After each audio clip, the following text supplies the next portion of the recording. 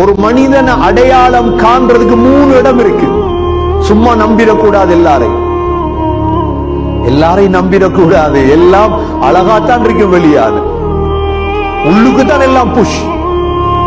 வெளியே அழகா இருக்கும் எல்லாம். 3 இடம். முதலாவது பிரயாணம் பண்ணோம், அவரோட பிரயாணம் பண்ணுங்க.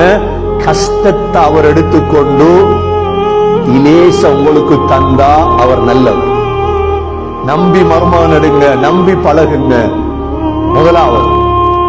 இரண்டாவது, கொஞ்சம் கொடுக்கல் வாங்க செய்து பாருங்க. காசை கொடுத்து வியாபாரம் பண்ணி பாருங்க.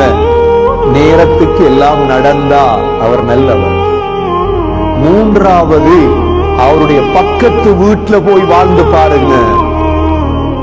பக்கத்து வீட்டுல போய் வாழ்ந்து பாருங்க, விளங்கும் அவருடைய கோணம். இந்த 3ம் பழகினாத்தான். முஹம்மது ஸல்லல்லாஹு அலைஹி வஸல்லமுடைய பிரயாணத்துல மைசரா கண்டுட்டார். இப்ப வந்து புகழ்றார் நபி ஸல்லல்லாஹு அலைஹி வஸல்லம் அவங்கள. இப்பதான் ஸல்லல்லாஹு அலைஹி வஸல்லமுடைய 25 வயதாக ஆகுது.